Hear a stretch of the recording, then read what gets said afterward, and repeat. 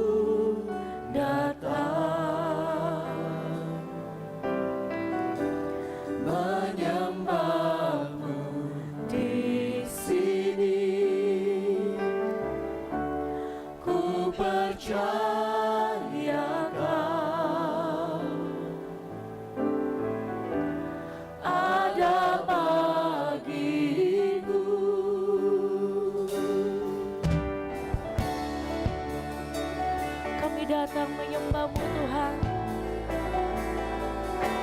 kami datang ke hadirat-Mu.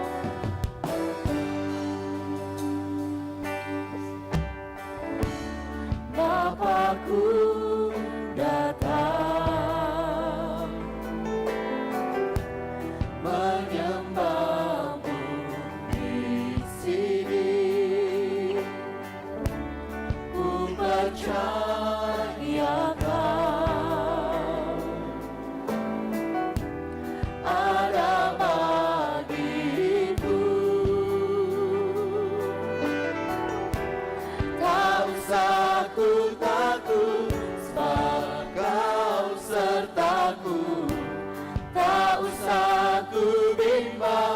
Kau di dalamku, tak usah ku cemas, Kau menghiburku saat ku lemah, Kau kuatku.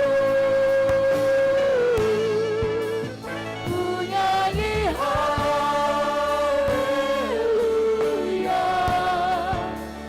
ku nyanyi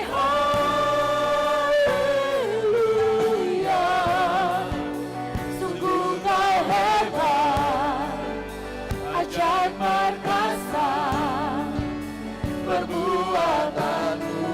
Ku nyanyi haleluya, ku nyanyi haleluya,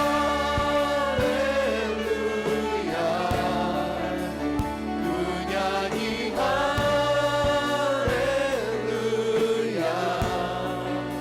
Sungguh Kau hebat, ajaib perkasa perbuatanmu di hidupku. Haleluya. Kami datang dengan hati kami di hadapan-Mu Tuhan. Terima kasih Tuhan. Bapakku datang menyembah-Mu di sini,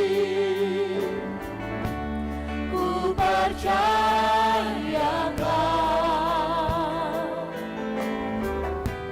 ada bagiku.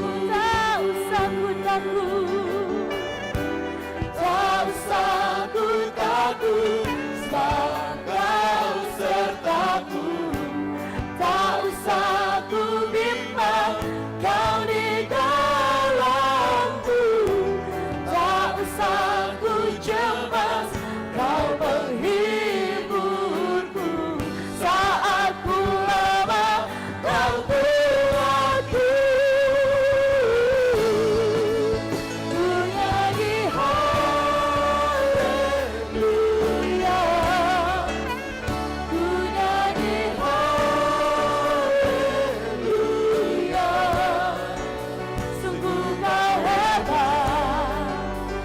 ajaib perkasa perbuatanmu.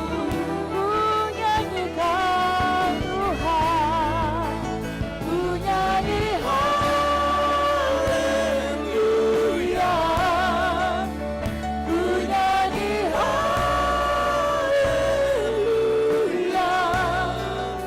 Sungguh kau hebat, ajaib perkasa perbuatanmu di hidupku Tuhan, di hidupku Tuhan.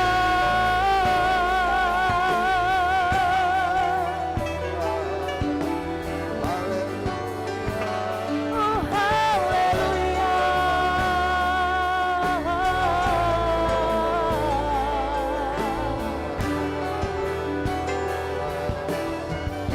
Mari kita mau nyanyikan bersama. Tak usah ku takut, sebab Kau sertaku.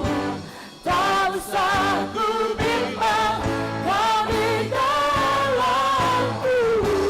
Tak usah ku cemas, Kau penghiburku. Saat ku lemah, Kau kuatku. Ku nyanyi haleluya,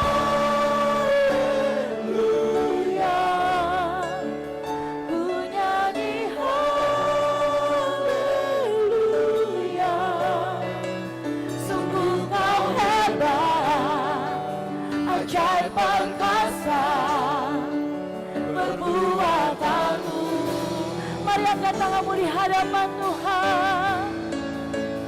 Ku nyanyi haleluya, ku nyanyi haleluya. Sungguh Kau hebat, ajaib perkasa perbuatanmu Tuhan. Oh, ku nyanyi haleluya.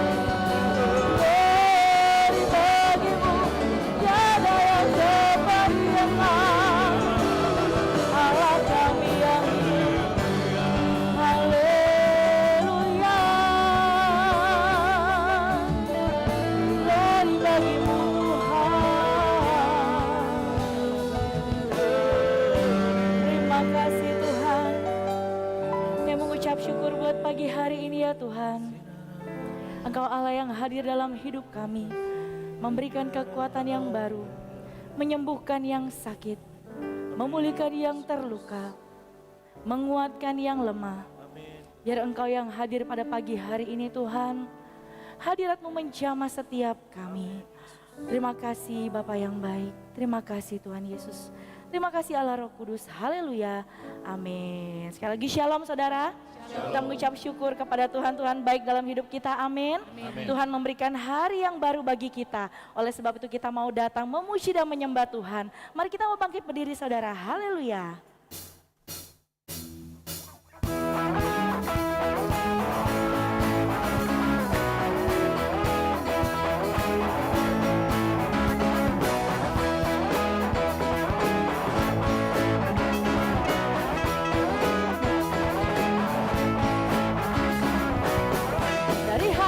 Terdalam mengucapkan terima kasih padamu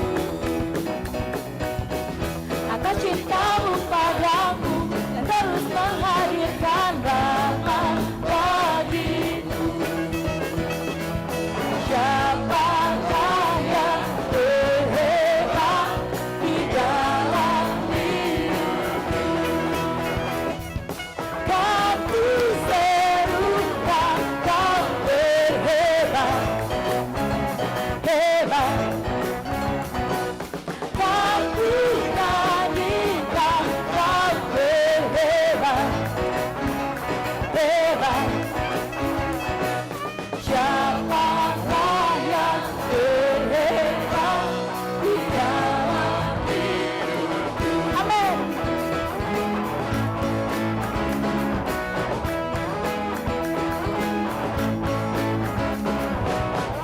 Dari hati yang terdalam mengucapkan terima kasih padamu atas cinta-Mu padaku yang terus menghadirkan rahmat bagiku. Siapakah yang terhebat di dalam hidupku? Kan ku serukan Kau berhebat, hebat.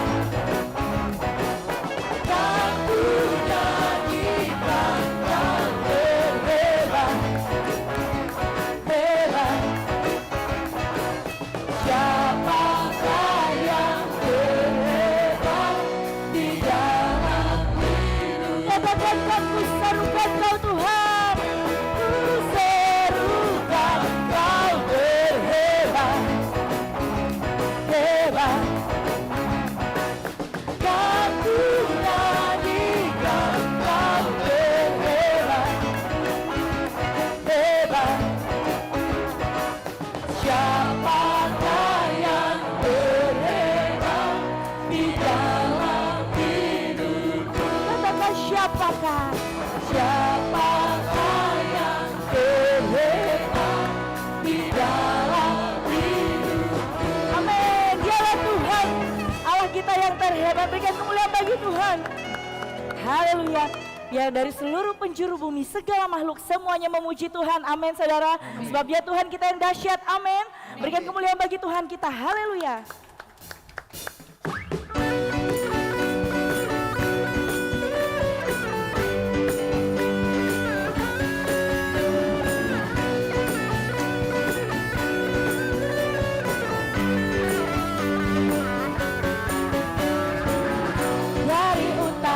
selatan, terdengar pujian bagi Allah. Dari barat sampai ke timur, nama Yesus disanjung tinggi. Dari pulau-pulau, lembah-lembah, gunung-gunung yang tinggi, kemuliaannya disaksikan, kebesarannya diceritakan. Yesus, Yesus, nama Yesus, nama Yesus disanjung tinggi. Dari pulau-pulau, lembah-lembah, gunung-gunung yang tinggi, katakan Allahku, Allahku dahsyat berkuasa, seluruh bumi sujud menyembah. Tinggikan namamu, Allahku dahsyat berkuasa, seluruh bumi sujud menyembah. Tinggikan namamu.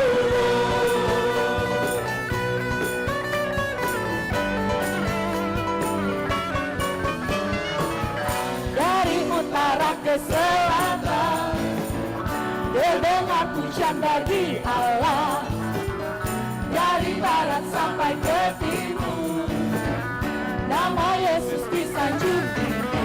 Dari pulau-pulau, lembah-lembah, gunung-gunung yang tinggi, kemuliaannya disaksikan, kebesarannya diceritakan. Nama Yesus, Yesus, Yesus, nama Yesus, nama Yesus disanjung tinggi.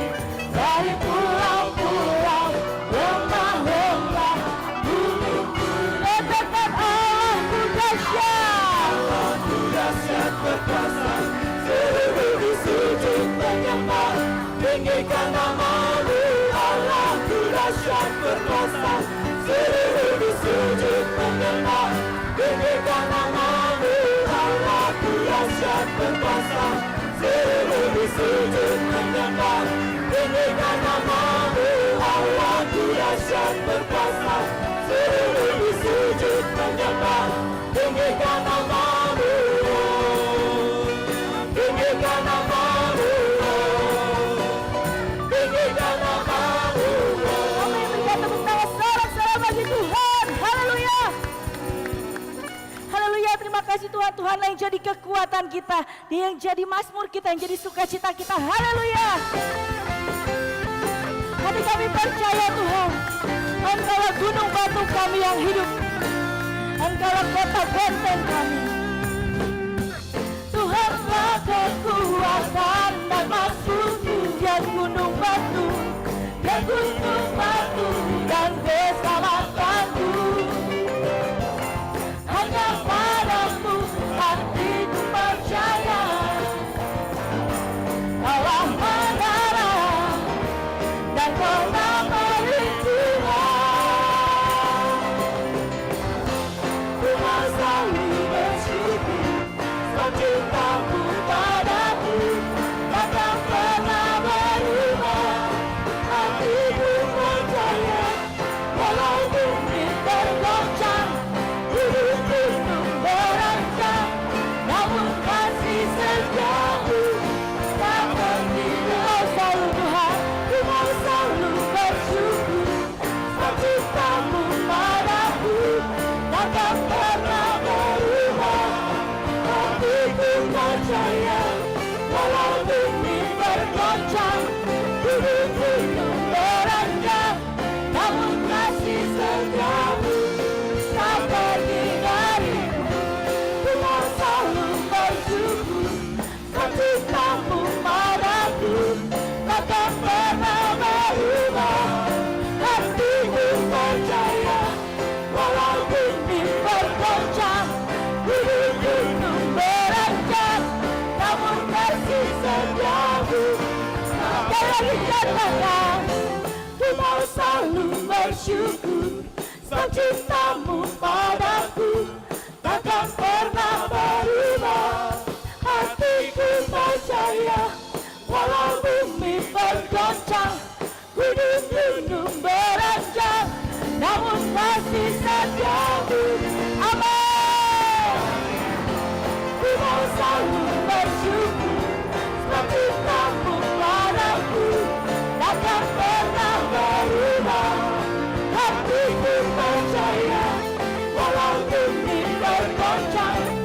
hidupku terancam, namun kasih setiamu tak pergi dariku.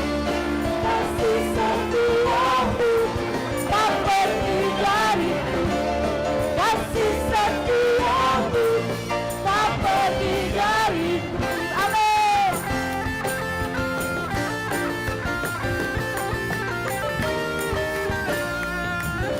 Berikan sorak-sorai kemuliaan hanya bagi Tuhan kita Yesus Kristus namanya.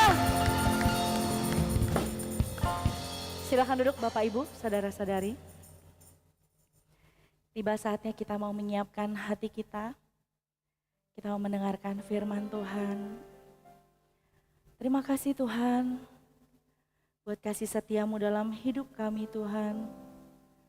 Engkau Allah yang hadir, menjamah setiap hati kami, yang mengubahkan kehidupan kami Tuhan. Kira pada pagi hari ini, kayak mau tenggelam, kayak mau masuk lebih dalam ke dalam hadirat-Mu. Mendengarkan suara-Mu yang lembut ya Tuhan. Dan biar Roh Kudus-Mu yang menghiburkan setiap hati di tempat ini ya Tuhan. Haleluya. Terima kasih Tuhan Yesus.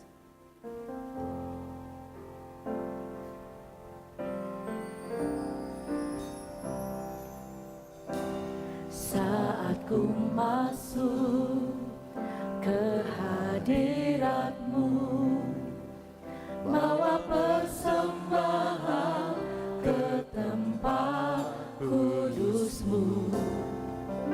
Pujian ku naikkan, sembah ku berikan bagi-Mu Allah yang mulia. Kau layakkan ku menghampirimu, melihat tata kemuliaan-Mu Tuhan. Pujian ku naikkan, sembah ku berikan bagi-Mu Allah yang mulia. Oleh kuasa darah-Mu Kau telah tebus dosaku. Kekudusan-Mu melingkupiku. Kasih-Mu Tuhan, kasih-Mu mengalir, memulihkan hidupku. Sungguh besar anugerah-Mu, Kau selamatkan hidupku. Haleluya. Ku menjadi ciptaan yang baru oleh kuasa darah-Mu. Haleluya Tuhan. Saat kami masuk ke hadirat-Mu,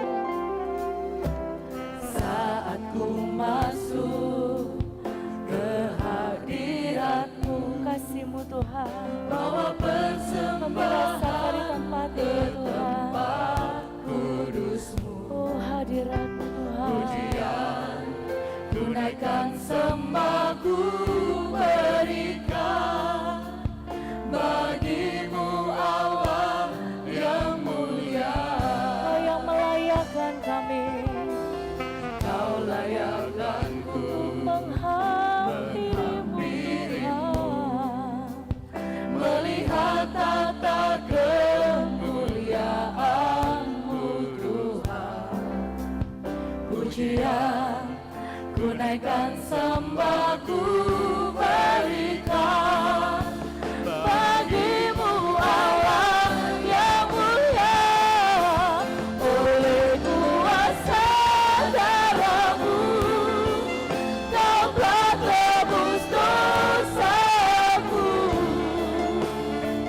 Kekudusan-Mu melingkupiku. Kasih-Mu ya Tuhan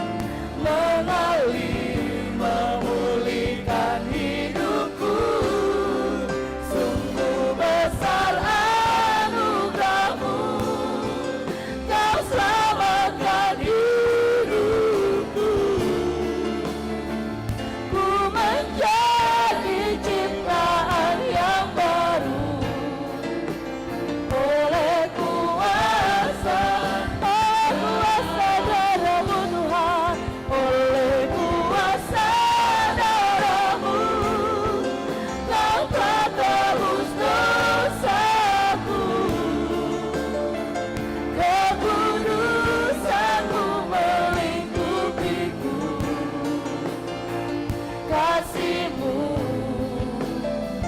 mengalir memulihkan hidupku.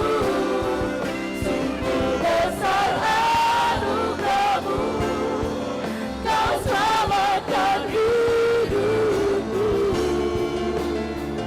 Ku menjadi ciptaan yang baru oleh kuasa, sungguh oleh kuasa darah-Mu Tuhan.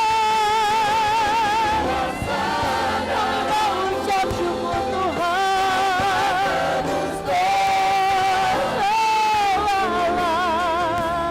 Ketudusan-Mu melingkupiku,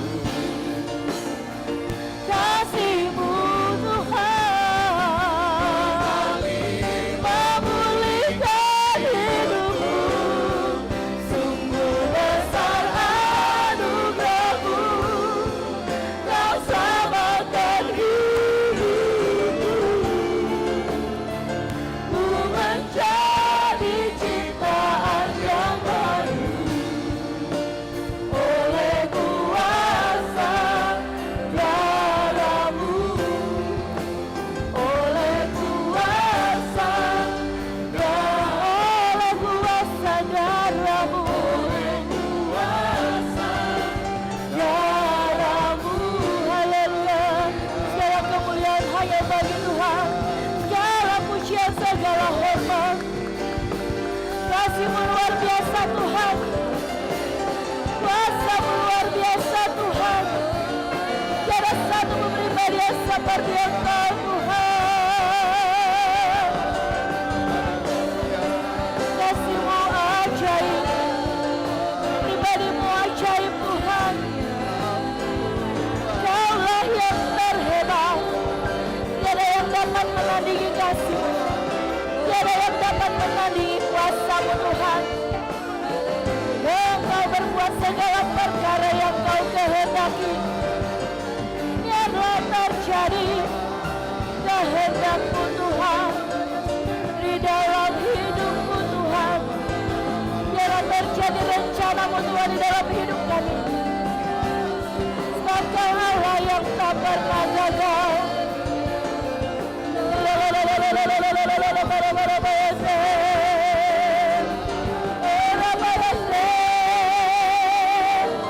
Engkaulah Allah penyelamat kami.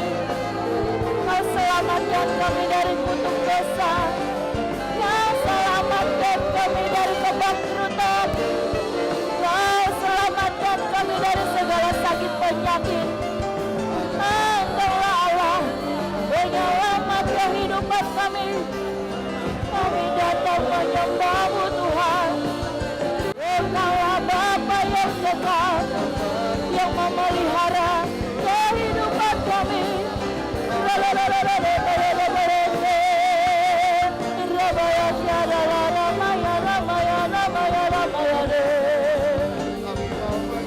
Kami rasakan kasih-Mu, kami rasakan Tuhan kehadiran-Mu menjamah kami. Terima kasih Roh Kudus, terima kasih Tuhan.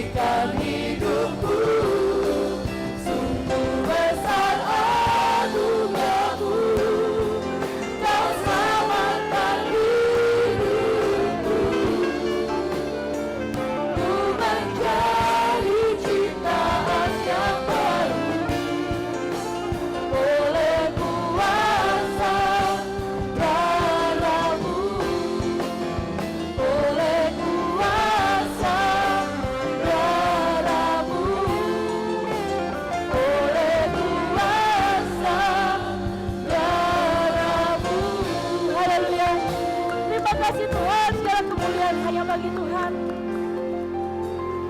Terima kasih Tuhan buat hadirat-Mu pada pagi hari ini ya Tuhan. Engkau yang akan berbicara kepada pribadi kami ya Tuhan. Biarlah Tuhan lewat firman-Mu yang menjadi rema dalam hidup kami, memberikan kekuatan, memberikan pencerahan. Biarlah Tuhan yang lemah Engkau kuatkan, yang sakit Engkau sembuhkan. Tuhan juga memberkati hamba-Mu Om Yoas yang akan menyampaikan firman Tuhan pada pagi hari ini. Terima kasih Bapa yang baik, terima kasih Tuhan Yesus, terima kasih Allah Roh Kudus. Haleluya, amin. Saya serahkan kepada Om Yoas.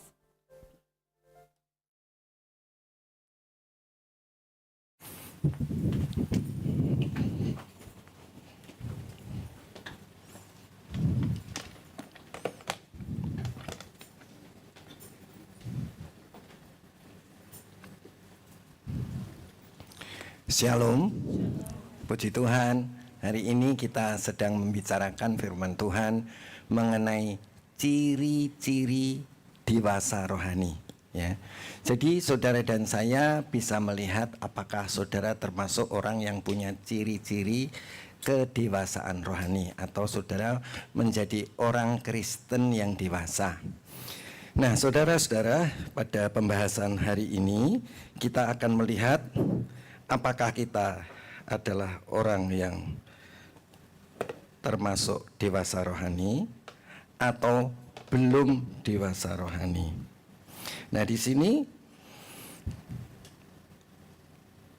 kita akan melihat bagaimana kita ini sudah dewasa rohani atau belum dewasa rohani.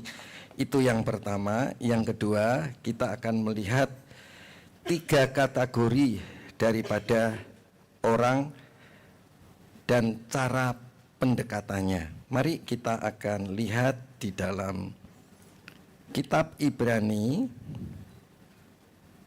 pasal 5 ayat 11 dan 14.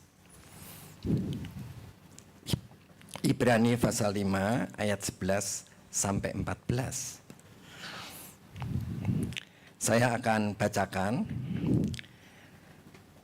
Tentang hal itu banyak yang harus kami katakan, tetapi yang sukar untuk dijelaskan karena kamu telah lamban dalam hal mendengarkan. Saudara-saudara, orang yang mempunyai belum dewasa rohani, ya, Kristen yang belum dewasa, itu saudara-saudara mestinya harus banyak yang harus dikatakan, tetapi susah menjelaskannya, susah untuk dijelaskan karena kita belum dewasa rohani. Jadi kalau saudara dewasa rohani itu gampang saudara. Firman Tuhan itu bagi saudara yang memberitakan itu gampang. Kenapa saudara-saudara? Karena apapun yang disampaikan dari isi hati Tuhan itu langsung ditelan. Tetapi kalau masih bayi rohani, saudara, yang belum dewasa rohani, maka mereka itu susah untuk menerimanya. Jadi bagi yang memberitakan, bagi yang menasehati, bagi yang memberikan saran kepada dia itu susah. Kenapa? Memang banyak yang harus dikatakan. Tetapi karena kita belum dewasa rohani, maka kita ini lamban. Ya, karena kita ini lamban mendengarkannya. Nah, di ayat yang ke-12, sebab sekalipun kamu ditinjau dari sudut waktu, sudah seharusnya menjadi pengajar. Ya, kalau saudara sudah ditinjau dari sudut waktu, saudara udah lama jadi orang Kristen, udah lama menjadi anak-anak Tuhan, harusnya sudah jadi pengajar. Ya, kamu masih perlu lagi diajarkan asas-asas pokok dari penyataan Allah, dan kamu masih memerlukan susu, bukan makanan keras. Jadi orang yang masih belum dewasa rohani, dia itu saudara lamban untuk mendengarkan. Selain lamban untuk mendengarkan, saudara-saudara, dia itu harus perlu diajari terus firman Tuhan.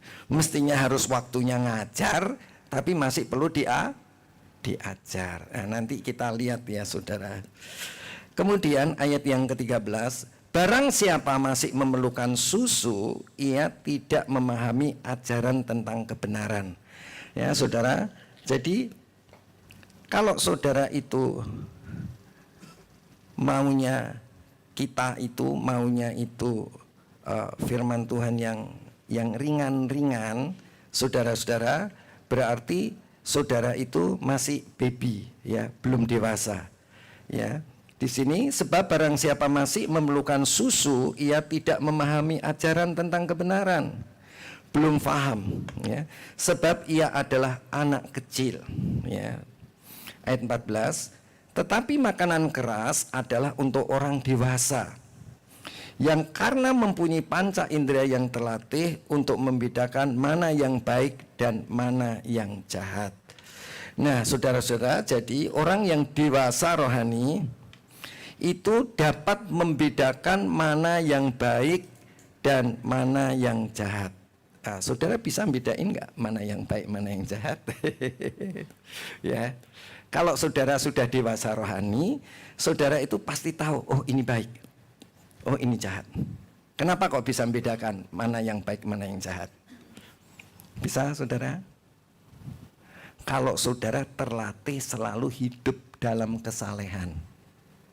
Ya. Kalau saudara tidak selalu hidup di dalam kesalehan, saudara nggak bisa membedakan ini baik atau ini jahat. Coba saudara dengar firman Tuhan ini sambil dirasa-rasa, benar nggak? Ya. Saudara, kalau saudara udah biasa hidup di dalam kebenaran, biasa hidup di dalam kesalehan, saudara itu langsung bisa membedakan, oh ini nggak benar ini. Langsung. Ya. Sama aja begini, saudara biasa hidup di ruang AC, saudara tahu-tahu AC-nya mati, berasa nggak langsung? Nah, kalau saudara berasa di AC, di ruang ber-AC, di ruang yang tidak ber-AC, ber-AC di ruang yang tidak ber-AC, saudara susah membedakannya, ya kan? Jadi kalau saudara biasa hidup di dalam kebenaran dan secara konsisten hidup di dalam kebenaran, saudara bisa bedain langsung, oh ini nggak benar, ya, bisa nangkep ya saudara ya. Jadi saudara-saudara, orang Kristen yang dewasa dapat membedakan antara yang baik dan yang jahat karena mereka telah mempraktekkan kesalehan itu secara konsisten. Jadi kalau saudara mau menjadi dewasa rohani, Alkitab itu dipegang. Jangan mau geser dari Alkitab. Ya. Atau kalau saudara tahu menerima Roh Kudus di dalam hidup saudara, pegang dia, jangan mau lepas dari dia. Tapi kalau saudara lepas, pegang, saudara nggak tahu bedanya. Ya. Contoh, saudara nggak pernah korupsi, konsisten nggak pernah korupsi. Saudara mau buat sedikit saja, saudara tahu, ini salah. Tapi kalau saudara kadang-kadang korupsi, enggak, apa yang terjadi? Susah bedain. Ini korupsi apa enggak? Saudara bisa nangkap apa yang saya katakan? Amin. Ya, itu maksudnya ya. Jadi, siapakah orang itu yang dewasa rohani? Saudara, orang yang dewasa rohani itu mempraktekkan kebenaran secara konsisten. Ya. Sama, saudara. Saya itu kalau ke kantor nggak pernah telat, saudara. Sama. Ya, saya kalau saya hampir telat aja, saya itu hati saya tahu ini nggak benar. Ya, jadi kita harus mempraktekkan hidup dalam kebenaran secara konsisten. Kita harus mempraktekkan hidup di dalam kesalehan secara konsisten. Ya, jadi jangan begini. Kadang iya, kadang enggak. Kadang iya, kadang enggak. Saudara, kalau saudara sudah biasa baca Alkitab, saudara enggak baca Alkitab, saudara langsung tahu bedanya. Set, ini enggak benar ini. Ya. Jadi itu artinya saudara dewasa rohani. Ya. Mari saudara kita menjadi dewasa rohani. Jangan menjadi orang yang belum dewasa rohani. Kristen yang belum dewasa, sebaliknya orang Kristen yang belum dewasa digambarkan sebagai orang yang telah diajari banyak kebenaran tetapi belum cukup menerapkannya. Tahu itu Alkitab, ngerti itu, khotbah di mana-mana paham sekali, Alkitab di mana-mana paham sekali, ngelotok tok, ya. Tetapi saudara-saudara, tetapi dia tidak menerapkannya, ya. Jadi saudara dan saya, apa ciri-ciri Kristen yang belum dewasa? Ciri-ciri Kristen yang belum dewasa adalah dia ngerti semuanya, tetapi dia tidak menerapkannya. Sehingga apa saudara? Antara salah sama benar itu nggak tahu bedanya. Oke ya saudara ya. No. Saya kalau ada orang khotbah, saudara-saudara, saya nggak pernah mau bergeser untuk saya gunakan apa. Saya terus perhatikan sambil saya berdoa dalam roh. Tuhan, kamu ngomong apa sama saya mengenai orang yang melalui orang yang khotbah ini. Ya. Nah, saudara-saudara, itu orang yang dewasa rohani, ya. Jadi bukan dengar masuk ke toilet, keluar lagi, dengar keluar di pintu, masuk lagi, dengar pegang HP, ya. Nah, itu saudara-saudara namanya saudara tidak konsisten. Saudara akan tahu banyak Alkitab, banyak kesaksian, tetapi saudara ketahui mengenai banyak kesaksian, tetapi karena saudara tidak mempraktekannya dalam hidup saudara, maka saudara itu adalah belum dewasa rohani. Dari sini saudara lihat, saudara termasuk dewasa rohani atau sudah dewasa rohani atau belum dewasa rohani. Ya, bisa lihat kan ya saudara ya. Itu dibedakan ya. Kemudian mungkin orang yang belum dewasa rohani itu adalah orang yang sudah diselamatkan bertahun-tahun tetapi belum dewasa. Udah bertahun-tahun, udah dari bayi ikut Tuhan, ya. Tetapi saudara-saudara, dia belum bisa menerapkan firman Tuhan dalam hidupnya. Itu adalah orang yang belum dewasa. Jadi bukan soal waktunya, ya.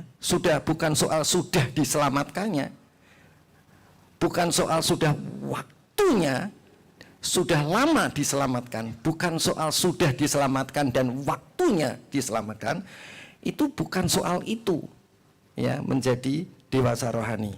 Tetapi orang yang dewasa, yang belum dewasa rohani itu tidak bergantung pada berapa lamanya dan sudah diselamatkan, oke, tapi waktunya itu tidak mengukur seseorang itu menjadi dewasa rohani atau tidak.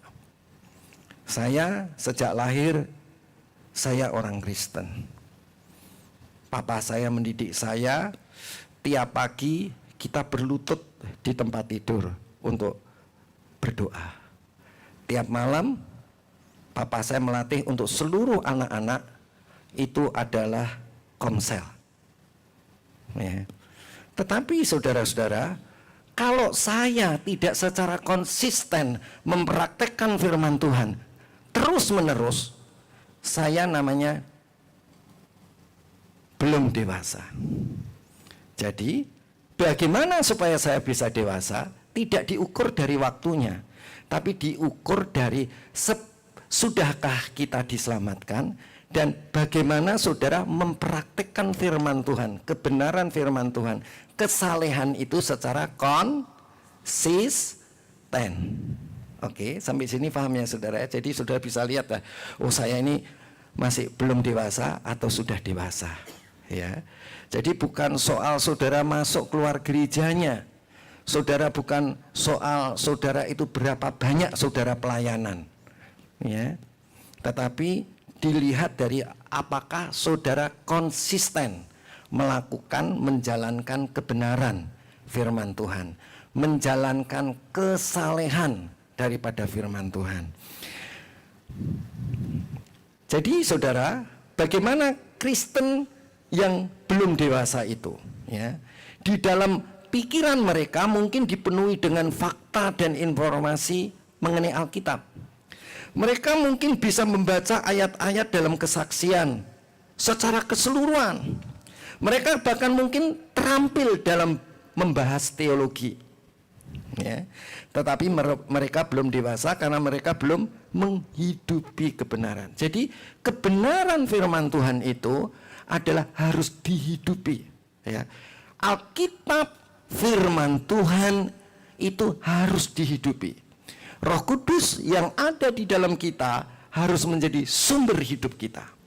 Dan Roh Kudus memberitahukan firman Tuhan, dan firman Tuhan itu menjadi kita hidupi, ya, kita jalani, ya, saudara-saudara.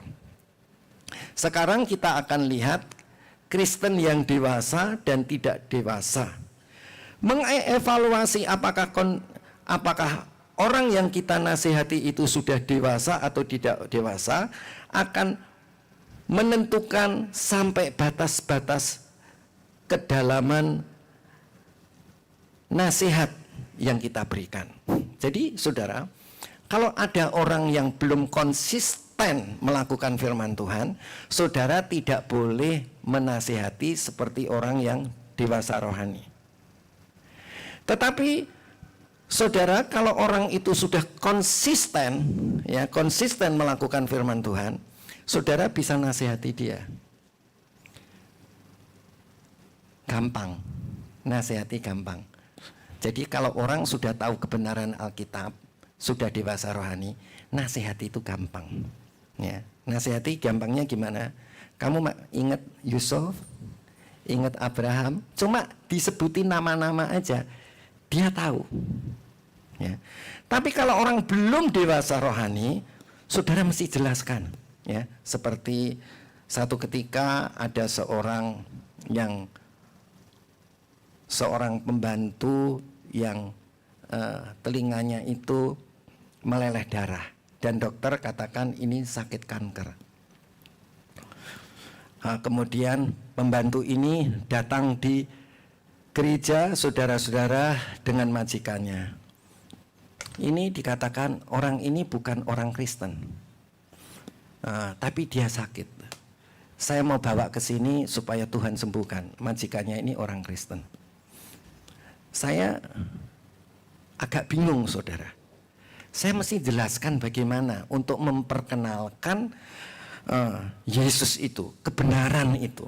Ya, jadi saya jelaskannya mesti lebih panjang. Tuhan Yesus itu adalah Allah. Dia menjelma menjadi manusia, dan kemudian dia mati untuk menebus semua dosa manusia, dan dia bangkit untuk membenarkan kita. Ya.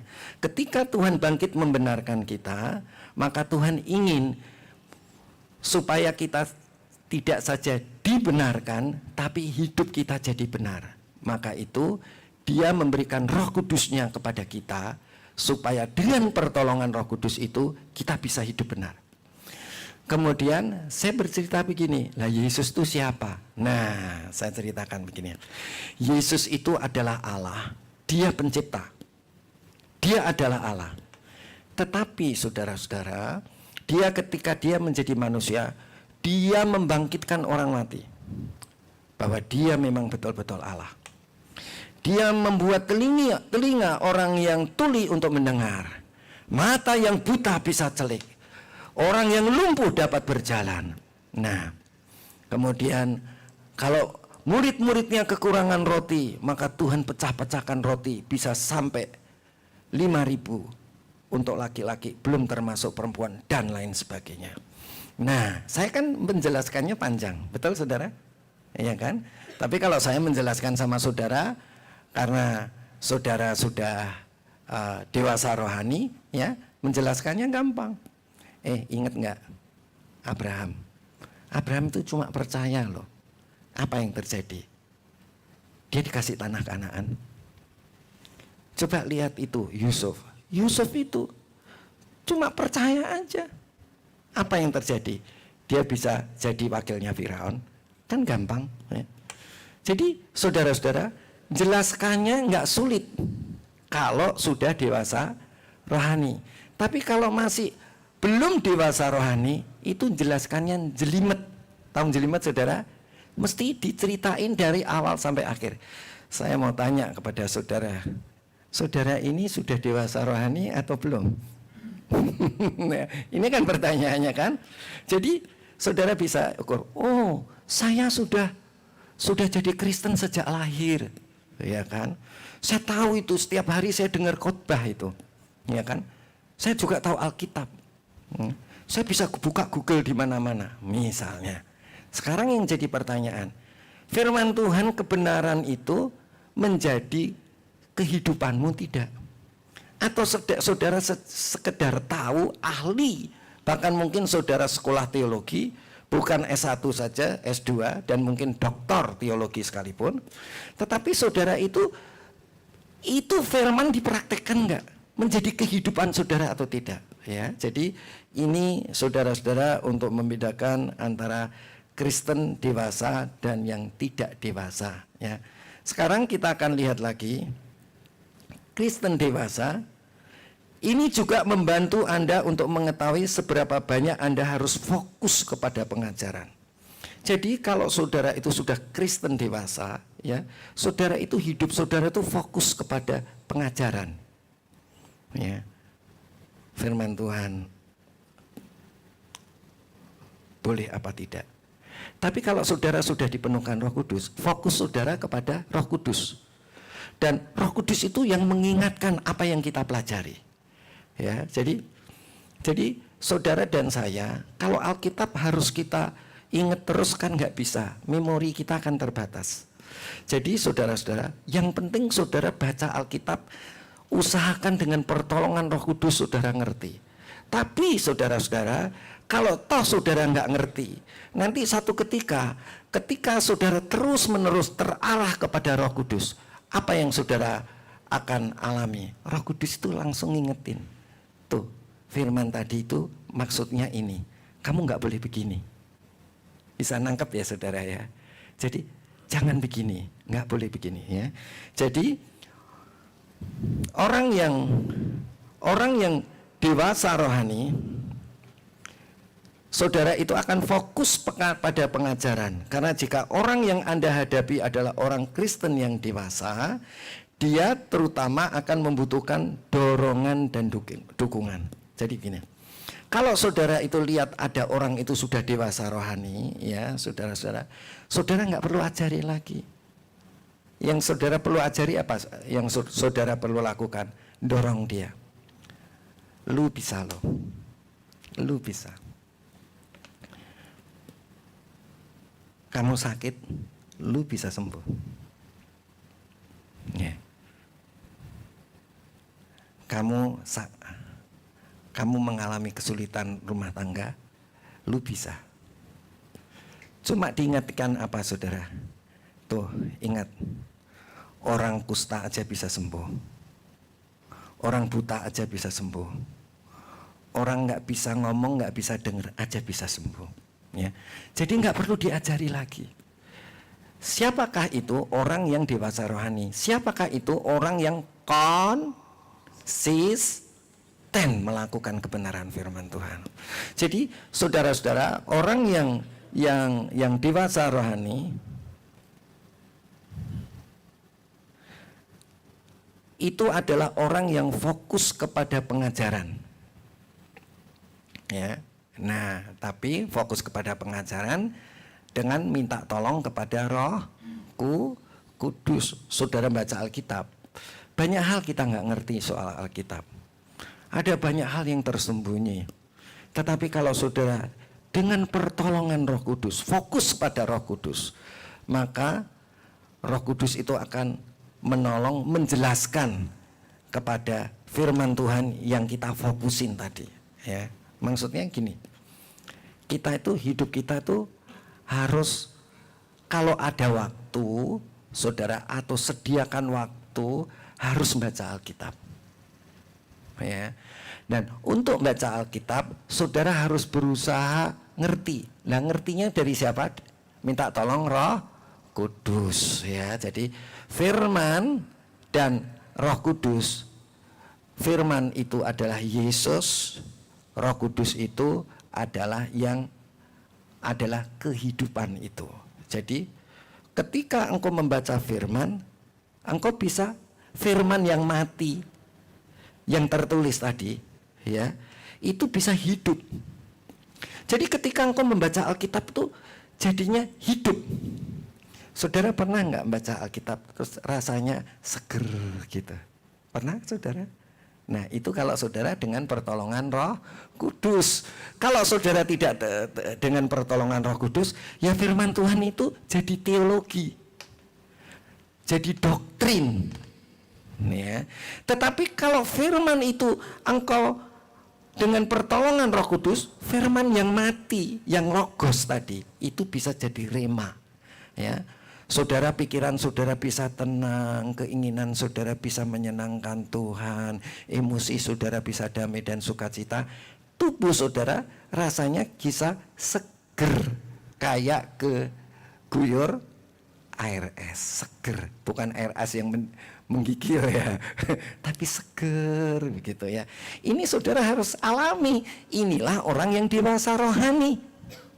Nah, kalau saudara nggak bisa alami itu, namanya belum dewasa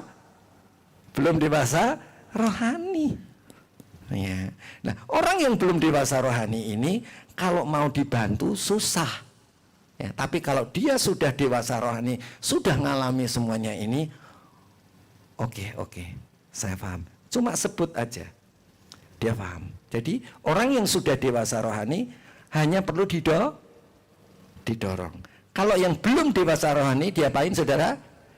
Mesti diajari lagi, ya. Jadi saudara-saudara, kalau saudara punya anggota komsel, pastikan dia adalah dewasa rohani. Jadi saudara tinggal ngapain? Dorong aja. Yuk, ayo, bisa loh, bisa. Jadi enak, saudara. Apakah masalah hidup mereka, itu saudara tinggal dorong aja.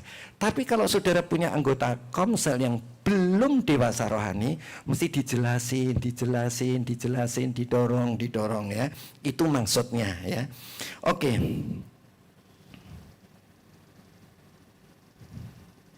Sekarang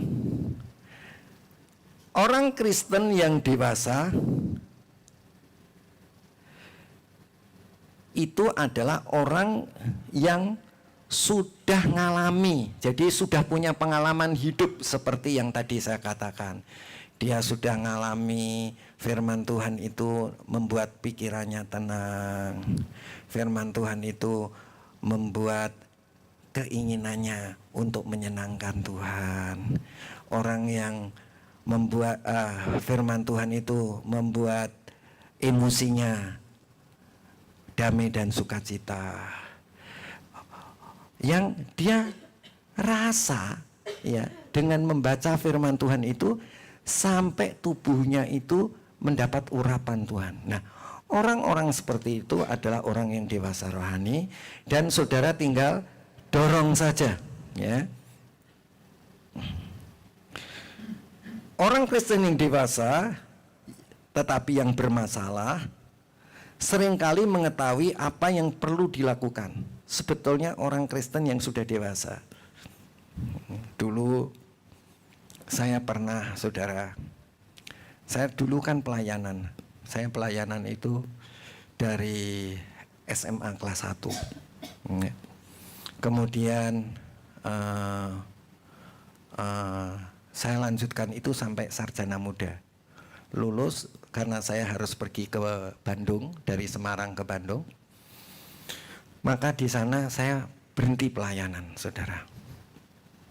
Waktu saya berhenti pelayanan itu, saudara-saudara, saya tahu Tuhan nggak suka sama saya.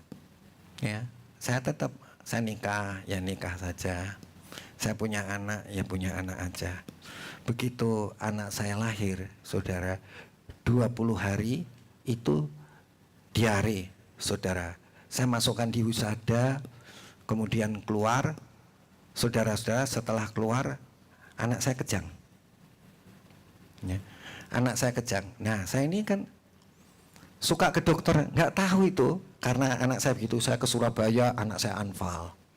Ya, ketemu saya di di Surabaya, anak saya anfal.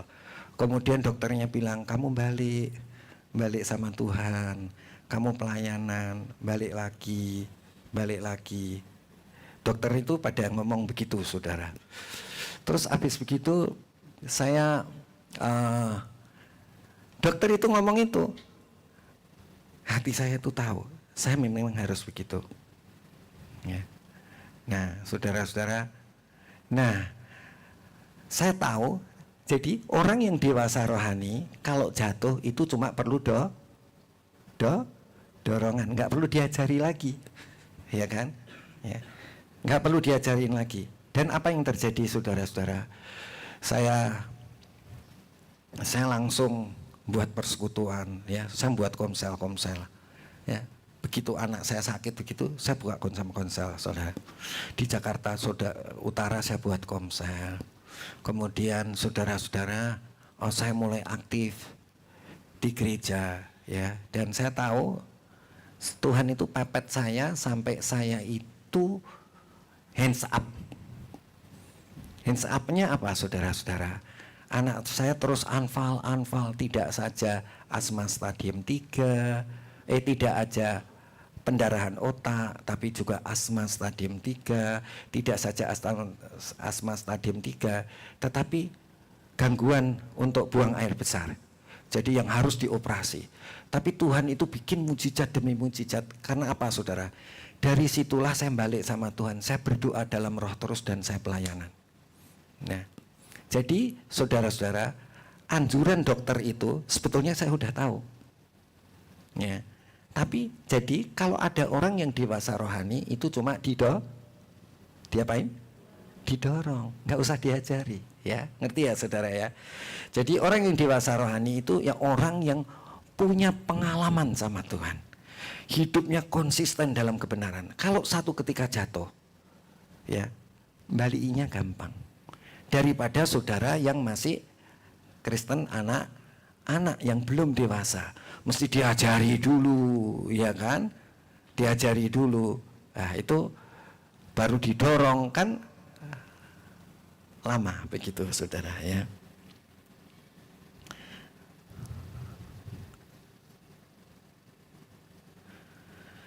Kemudian orang Kristen yang belum dewasa, di sisi lain sering membutuhkan instruksi yang ekstensif. Instruksinya itu banyak bener. Kamu mesti begini, mesti begitu, mesti begini, kayak diajari gitu, ya. Diajari dari luar itu, ya. Jadi terus menerus.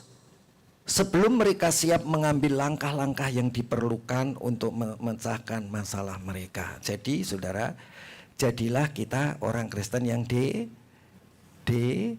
dewasa. Apa orang Kristen yang dewasa tadi? Orang yang mempraktekkan hidup di dalam kesalehan. Supaya kalau saudara jatuh tinggal dorong. Karena sebetulnya saudara ngerti. Lah, orang lain tinggal dorong aja. Tapi kalau Kristen anak-anak, dia belum ngerti, saudara-saudara. Jadi karena belum ngerti itulah, mesti diapakan, saudara?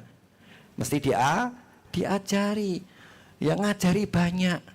Som level 1, level 2, level 3, level 4, level 5. Ya, masih nggak ngerti-ngerti juga, ya. Oke. Nah, sekarang saya akan masuk kepada 3 kategori orang.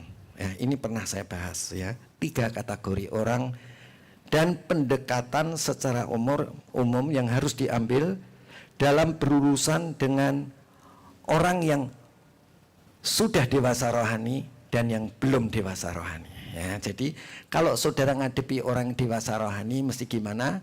Yang belum dewasa rohani itu bagaimana? Ya, itu di dalam kitab Ibrani tadi. Sekarang bagaimana di dalam kitab 1 Tesalonika 5 ayat yang ke-14. Kami juga menasehati kamu saudara-saudara. Nah, ini di dalam 1 Tesalonika 5 ayat 14. Kalau ngadepin orang itu dipilah 3. Ya. Ya, kalau saudara ngadepin orang itu mesti dipilah 3. Jangan saudara satuin aja. Dipilah 3. Lah, saudara itu termasuk yang mana? Ya. Bisa ditampilkan ayatnya?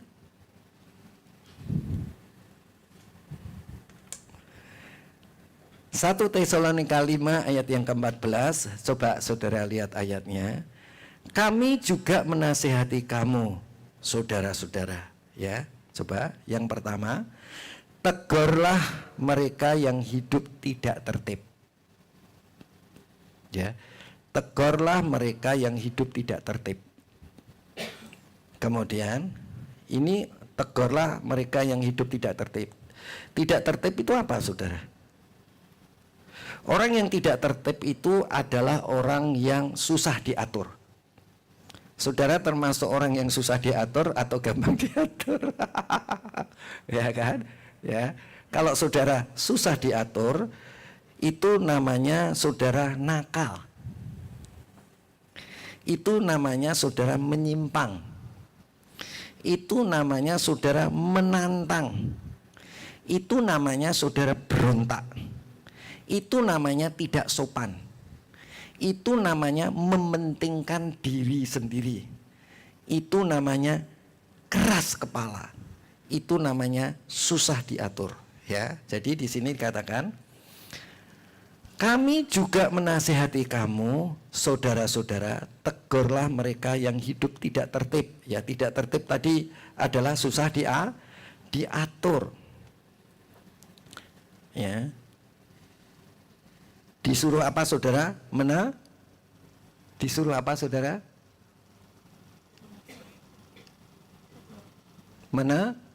Menegur, ya. Orang yang susah diatur, saudara nggak boleh negor. Oke. Kecuali orang itu terbuka hatinya. Silakan aku dinasihati. Nah, itu baru boleh. Ya, jadi ada 3 kategori orang. Ya, di sini, kalau orang itu boleh negor, ya, orang yang tidak tertib itu boleh ditegur, asal terbuka. Jangan orang yang tidak tertib hidupnya ditegur, saudara kelahi nanti. Ya, paham ya saudara ya. Jadi mesti ngerti ini. Ini nasihat daripada Rasul Paulus untuk jemaat di Tesalonika. Terhadap orang yang tidak mau diatur, jangan ditegur. Ya, di sini dikatakan, tegurlah mereka yang hidup dengan tidak tertib. Tidak tertib itu susah diatur. Nah, semaunya sendiri, egois. Nah, itu yang pertama. Jadi yang penting saudara nasihati dia adalah jangan sampai nasib saya menimpa di kau. Apa nasib saya menimpa di kau? Hidupmu jungkir balik. Ya, itu aja. Jadi nggak boleh saudara negor dia. Negor itu kalau dia terbuka. Silakan aku ditegur. Begitu ya. Tapi nggak boleh maksa loh saudara. Kalau dia terbuka. Tapi saudara harus bilang sama dia,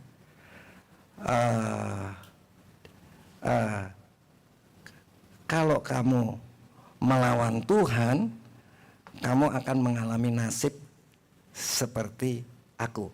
Ya, ngerti ya saudara ya? Nah, nasib seperti saya itu kayak apa? Ya saudara lihat aja. Saya dikasih hadiah sama Tuhan tuh, anak saya triple, ya kan? Pendarahan otak yang nggak bisa sembuh. Yang kedua apa tadi? Asma stadium 3. Apa tadi? Nggak bisa buang air, harus dioperasi. Tapi Tuhan bikin mujizat karena saya balik sama Tuhan.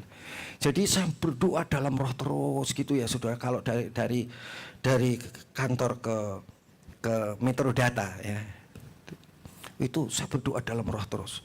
Wah, waktu saya naik motor itu saudara, kan saya pakai helm. Kalau pakai helm itu kesempatan saya berdoa dalam roh sekenceng-kencengnya. Enggak pakai pikiran, yang penting saya tumpahkan. Saudara, ketika saya masuk dari satu komplek saya mau ke komplek orang lain, itu saya pakai jalan pintas. Itu ada got, saudara. Waktu saya turun di got itu, saya dengar suara jelas. Di sini dan di sini. Hari ini, sekarang ini aku sembuhkan anakmu. Tapi karena saya ini orang disiplin, yang namanya kerja is kerja. Dengar suara Tuhan is okay. Tapi saya nggak balik ngomong sama istri saya. Tetapi begitu saya sampai ke tempat kerja dan saya pulang. Zaman dulu kan nggak ada telepon saudara, ya kan? Saya pulang kerja. Istri saya langsung menyambut dengan gembira. Pak, Yohanes sudah bisa buang air besar sendiri. Dulu kalau buang air besar pasti nunggu saya. Ya, jadi saya harus operasi. Ya, jadi saudara-saudara, operasi tanda kutip maksudnya. Jadi saudara-saudara, itu kalau Tuhan itu bikin, jangan sampai Tuhan marah. Ya, kalau marah itu repotnya setengah mati. Ya, oke. Nah, yang kedua, hiburlah mereka yang tawar hati. Orang yang tawar hati, ya. Orang yang tawar hati.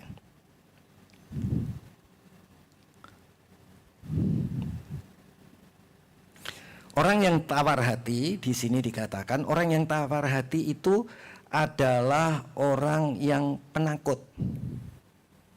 Hatinya tawar. Apa ya saudara? Orang yang tawar hati itu adalah orang yang pengecut. Ya, orang yang berjiwa kecil. Jiwanya telah layu. Putus asa, lemah. Perasaannya kalah. Punya perasaannya selalu kalah. Ya kan? Kurang ambisi.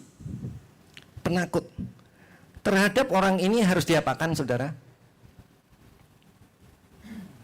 Di sini dibilang, hiburlah mereka yang tawar hati, ya, hibur. Jadi harus dihibur, ya. Jangan saudara tegur. Orang yang sudah ciut, nyalinya kecil, jangan ditegur. Nanti dia akan apa jadinya? Jadi apa saudara? Jadi apa saudara? Orang yang ciut jangan ditegur, ya. Mesti diapain saudara? Dia harus dihibur. Lu bisa kok, lu bisa. Yang ngerti ya?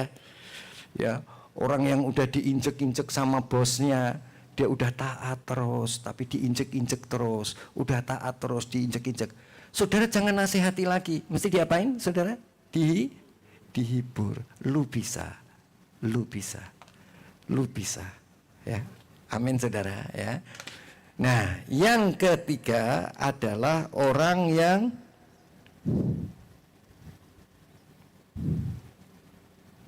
lemah.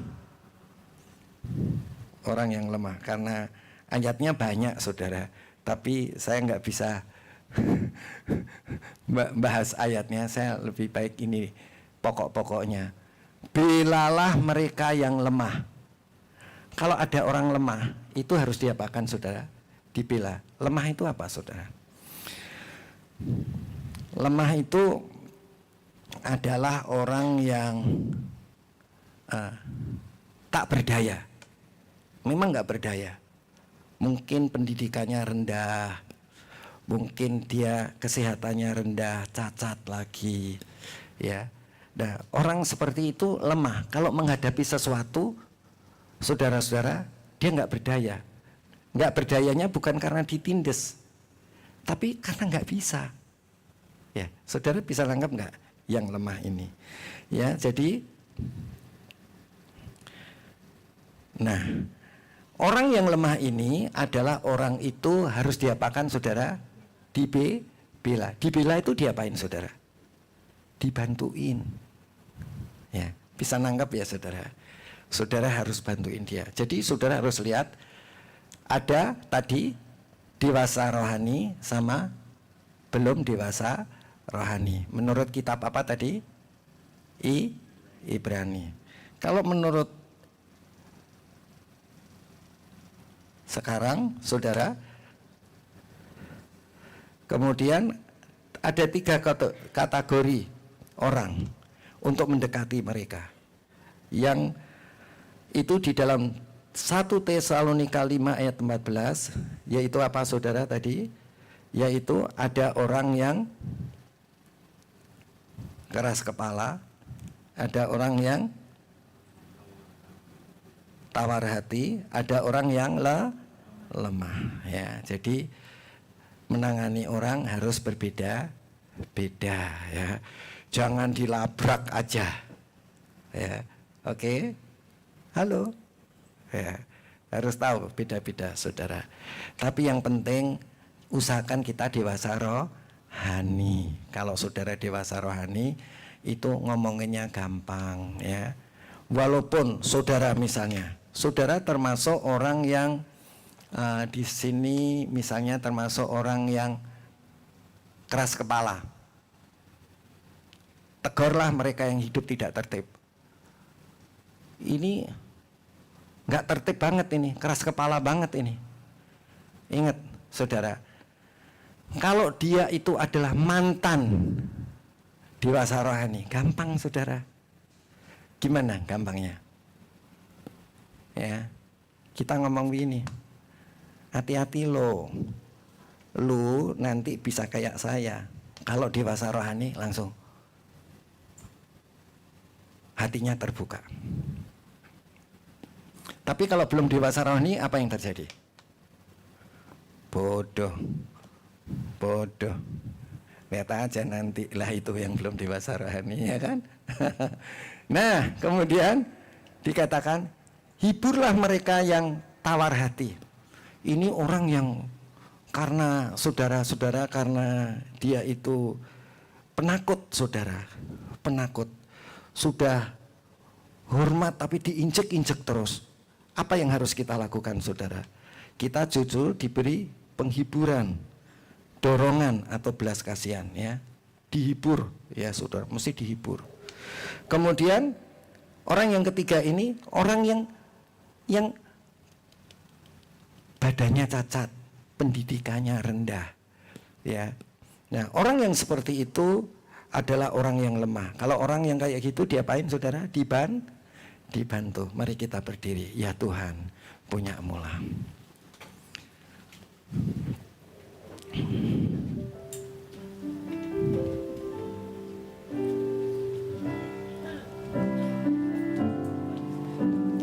Ya Tuhan, punya-Mu lah kebesaran dan kejayaan.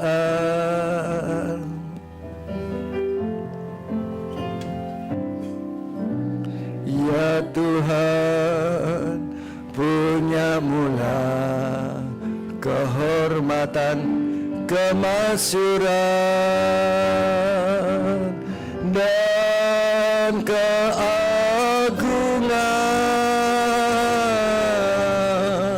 Segala yang di langit dan yang di bumi kepunyaan-Mu, ya Tuhan. Angkat tangan-Mu, ya Tuhan, punya-Mu lah kebesaran dan kejayaan.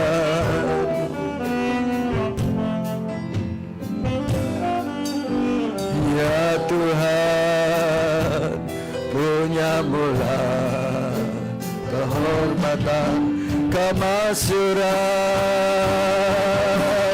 dan keagungan. Segala yang di langit dan yang di bumi kepunyaan. Hosana, Hosana bagi raja. Hosana di tempat yang maha tinggi. Hosana, Hosana, Hosana baginya. Allah hadir di tengah-tengah kita.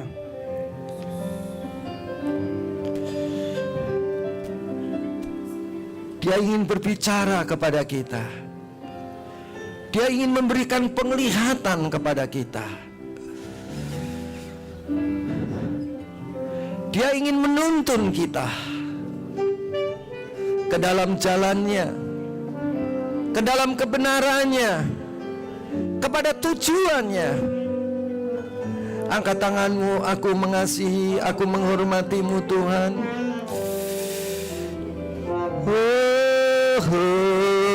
Rala sande,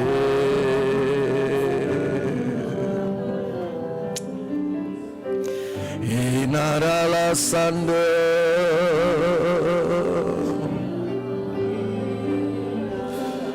inarala sande noso,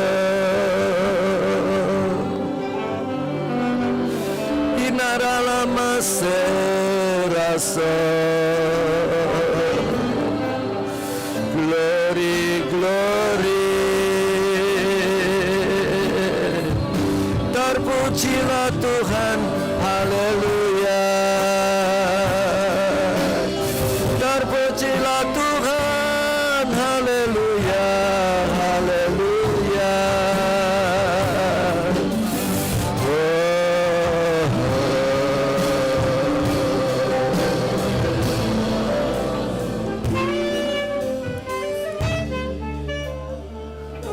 Aku mengasihi engkau, kembalilah engkau kepadaku. Aku menolongmu, aku ingin mengangkatmu ke jalanku, kepada kebenaranku, kepada tujuanku.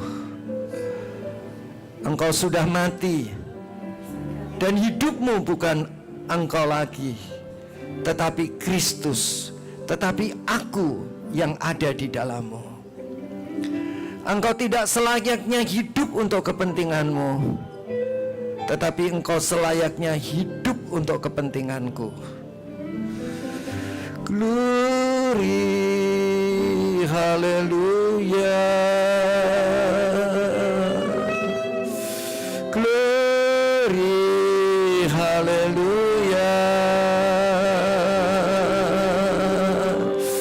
Glory, haleluya. Haleluya, haleluya. Adakah pesan Tuhan untuk disampaikan? Bila ada, silakan engkau menyampaikannya. Terima kasih Tuhan, terima kasih. Engkau hadir di tengah-tengah kami. Engkau hadir di dalam hidup kami. Engkau memenuhi kami. Engkau mengurapi kami. Terima kasih Tuhan. Firman-Mu adalah pelita bagi kaki kami, terang bagi jalan kami. Roh-Mu adalah kehidupan kami. Di dalam nama Tuhan Yesus kami sudah berdoa. Haleluya. Amin. Silakan duduk, Tuhan Yesus.